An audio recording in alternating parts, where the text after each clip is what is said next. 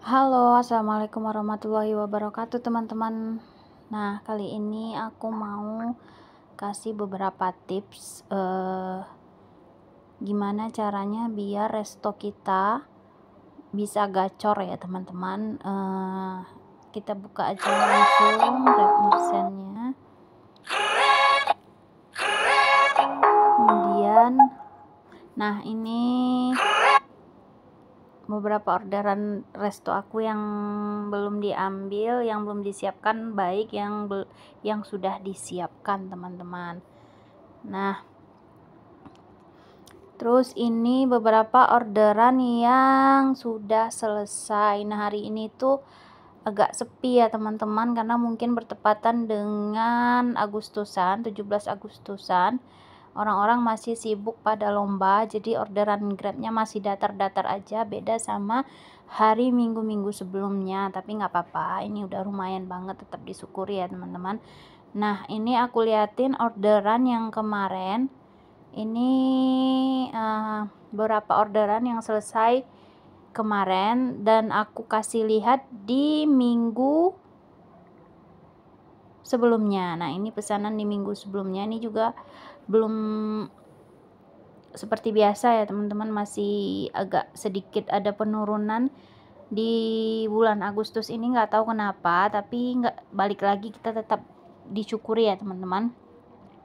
Nah, caranya gimana supaya orderan kita itu sesuai sama target, masih di batas target kita, walaupun penurunannya nggak terlalu signifikan lah ya, teman-teman. Nah, cara yang pertama itu tentu balik lagi ke kualitas si menu kita, teman-teman. Kualitas si menu kita, jangan sampai kualitas menu itu berkurang ya, teman-teman. Kalau bisa selalu di-upgrade nih menu-menunya, selalu ciptakan menu-menu yang baru. Nah, orang kan kadang-kadang bosan ya, teman-teman, ngelihat menu kita itu aja, jadi mereka tuh perlu selingan. Nah, kalau aku sekali 3 bulan di resto aku ini, aku ciptakan menu baru, teman-teman. Terus kemudian menunya ini menu yang nggak ada di resto-resto lain ya, teman-teman. Dan ini kemarin aku sempat bikin menu baru, testing menu baru di nasi dendeng bakar, dan ternyata ini lumayan diminati oleh pelanggan-pelanggan aku, dan aku berani jamin nasi dendeng bakar ini cuman satu-satunya yang punya menu ini ya di resto aku ya, teman-teman. Dan aku udah searching juga, ternyata memang nggak ada di resto-resto serupa si menu ini, teman-teman ya. Jadi itu nilai plusnya. Kemudian yang kedua, kita harus selalu perhatikan komplainan pelanggan ya, teman-teman. Biasanya mereka itu akan kasih rating. Nah, kalian bisa lihat rating resto aku ini cukup tinggi ya, teman-teman, dengan penilaian hampir 2000-an. Nah, kita perhatikan,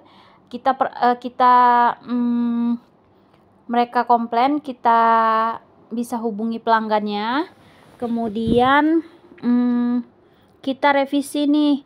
Seandainya komplainannya itu menyangkut orderan tertinggal atau kurang, kita bisa tandain itu sih nama customernya, karena biasanya kalau resto-resto yang sudah lumayan terkenal itu kita udah tahu nih, oh ini pelanggannya biasa beli atau selalu repeat order, kita bisa tandain. Nah, kalau seandainya udah nggak kekejar lagi kita untuk ngantarin orderannya ke tempat pelanggan, karena biasanya kan resto memang nggak tahu ya alamat pelanggan ya, teman-teman, kita bisa selipkan orderan yang tertinggal itu di pesanan mereka selanjutnya, dengan catatan mereka tidak melaporkan orderan tersebut ke insiden ya, teman-teman.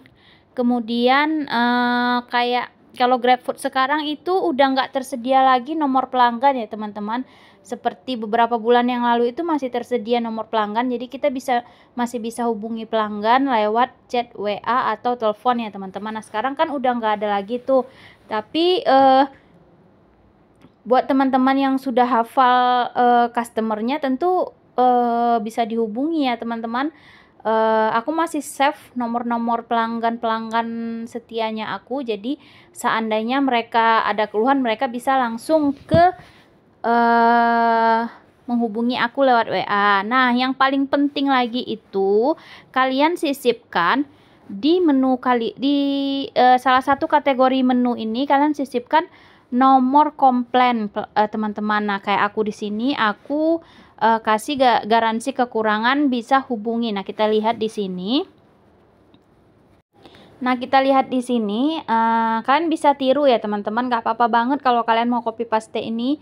Aku sangat bersenang hati karena ini tuh penting banget menurut aku. Nah, jadi di sini aku sisipkan untuk nomor komplainnya pelanggan. Nah, ini bisa dilihat, komplain akan sangat kami hargai di nomor WA. Nah, jadi isinya kira-kira seperti ini. Sampaikan keluhan kekurangan orderan pada nomor di atas. Kami berusaha maksimal, tapi kami pun hanyalah manusia biasa yang mempunyai keterbatasan. Nah, begitu ya teman-teman, kira-kira untuk nomor komplainan pelanggan, teman-teman. Terus kemudian gunanya ini juga untuk meminimalisir rating jelek yang diberikan oleh pelanggan ya teman-teman. Jadi mereka pasti mau menghubungi kemana nih, ternyata ada nomor komplainnya. Jadi mereka tidak memberikan rating jelek kepada resto kita. Nah, nomornya bisa kalian sisipkan di kategori ini ya teman-teman. Nah, jadi di sini udah ada nomornya, garansi kekurangan hubungi. Nah, nomornya di sini ya teman-teman. Kemudian selanjutnya itu kalian harus selalu analisa